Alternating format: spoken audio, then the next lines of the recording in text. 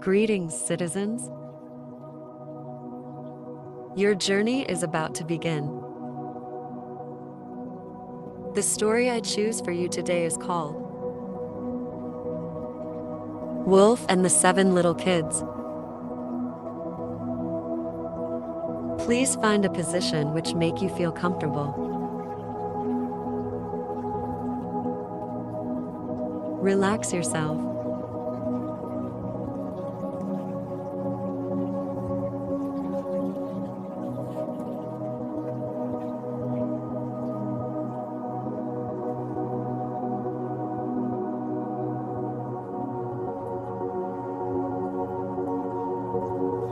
There was once upon a time an old goat who had 7 little kids and loved them with all the love of a mother for her children. One day, she wanted to go into the forest and fetch some food.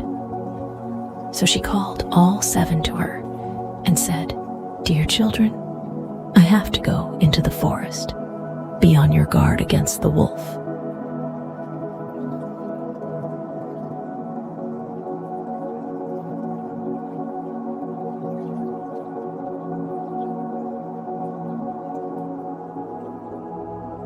If he come in, he will devour you all, skin, hair, and all. The wretch often disguises himself, but you will know him at once by his rough voice and his black feet.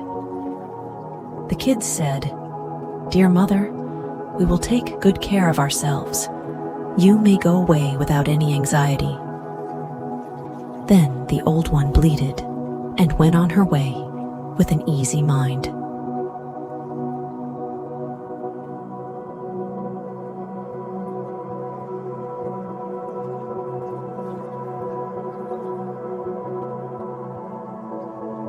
It was not long before someone knocked at the house door and called, "Open the door, dear children. Your mother is here and has brought something back with her for each of you." But the little kids knew that it was the wolf by the rough voice. "We will not open the door," cried they. "Thou art not our mother."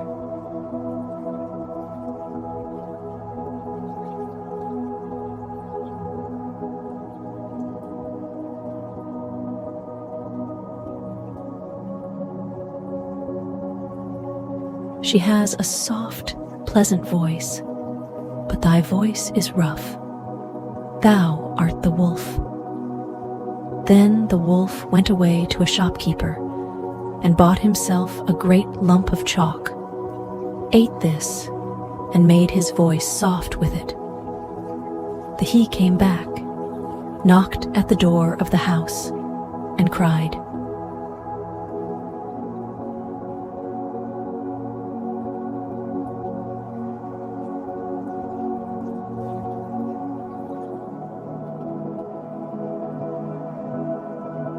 "Open the door, dear children. Your mother is here and has brought something back with her for each of you." But the wolf had laid his black paws against the window, and the children saw them and cried, "We will not open the door. Our mother has not black feet like thee. Thou art the wolf." Then the wolf ran to a baker and said,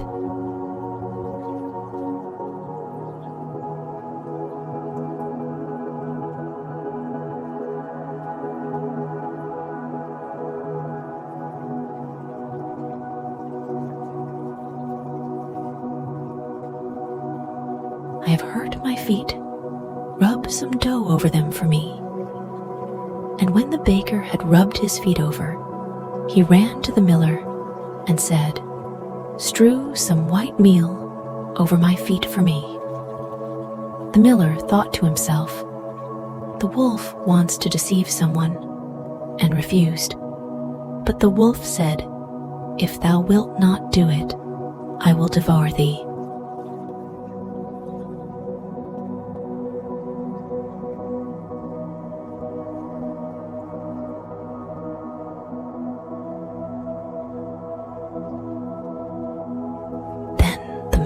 was afraid and made his paws white for him. Truly, men are like that.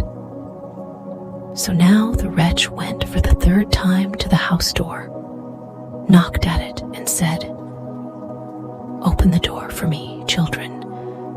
Your dear little mother has come home and has brought every one of you something back from the forest with her."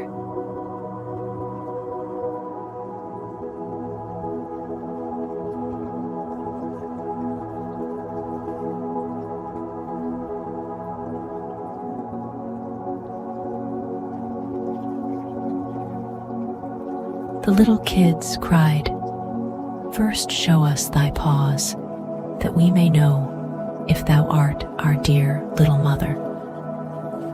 Then he put his paws in through the window, and when the kids saw that they were white, they believed that all he said was true and opened the door. But who should come in but the wolf?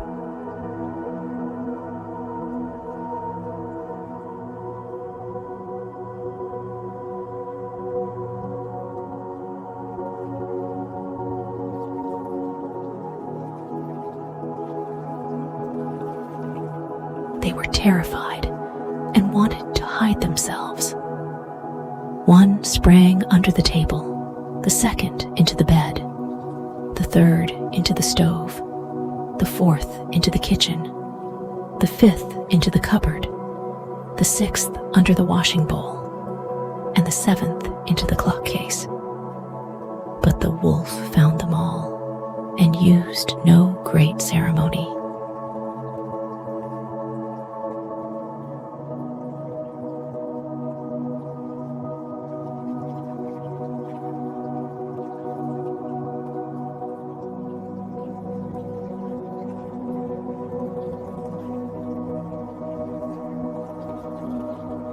One after the other, he swallowed them down his throat.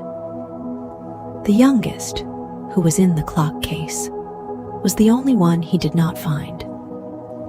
When the wolf had satisfied his appetite, he took himself off, laid himself down under a tree in the green meadow outside, and began to sleep. Soon afterwards, the old goat came home again from the forest.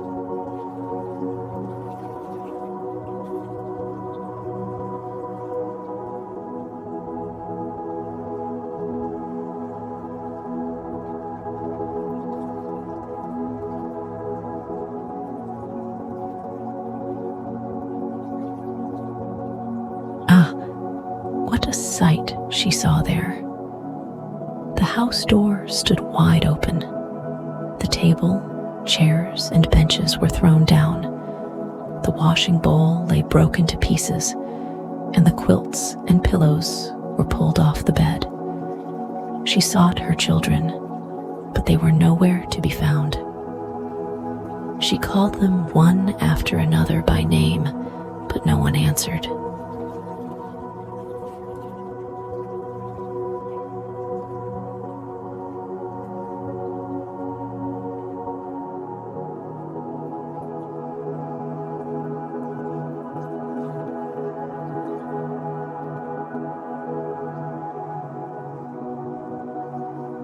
At last, when she came to the youngest, a soft voice cried, "Dear mother, I am in the clock case." She took the kid out, and it told her that the wolf had come and had eaten all the others. Then you may imagine how she wept over her poor children. At length, in her grief, she went out, and the youngest kid ran with her.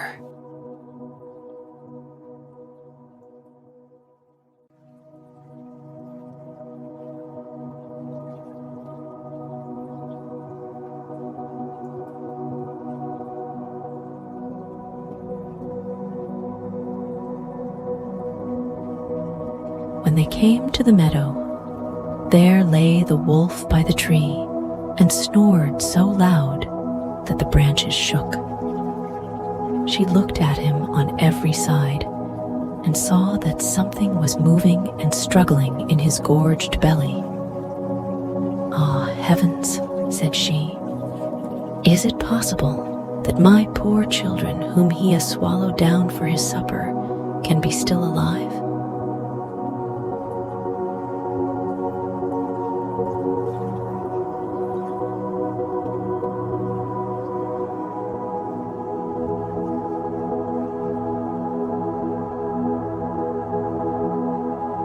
Then the kid had to run home and fetch scissors and a needle and thread.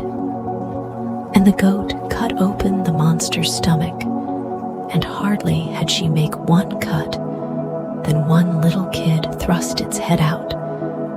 And when she cut farther, all 6 sprang out one after another, and were all still alive, and had suffered no injury whatever.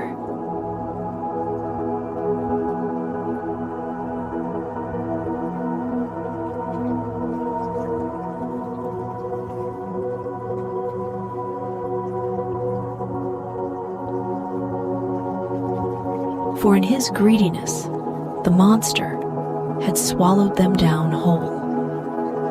What rejoicing there was! They embraced their dear mother and jumped like a sailor at his wedding. The mother, however, said, "Now go and look for some big stones, and we will fill the wicked beast's stomach with them while he is still asleep."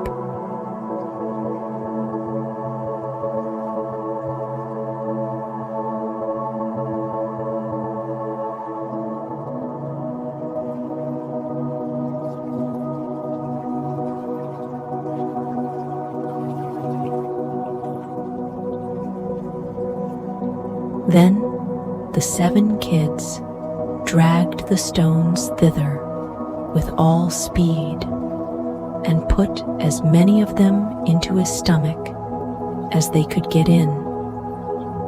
And the mother sewed him up again in the greatest haste, so that he was not aware of anything, and never once stirred.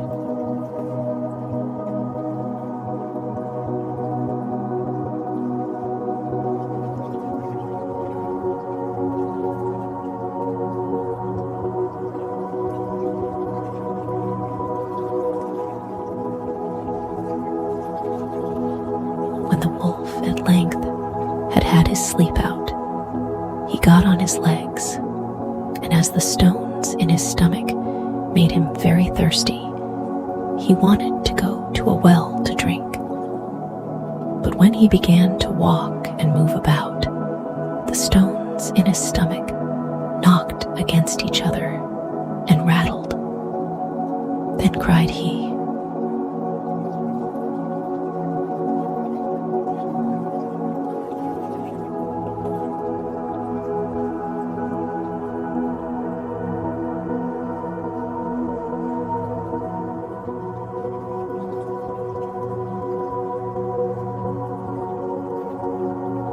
"What rumbles and tumbles against my poor bones?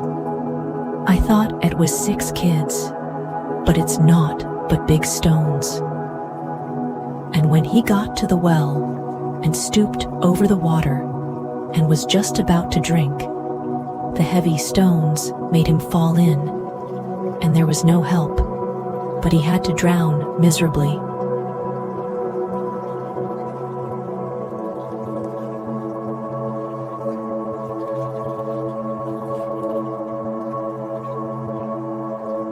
When the 7 kids saw that, they came running to the spot and cried aloud, "The wolf is dead! The wolf is dead!" and danced for joy round about the well with their mother.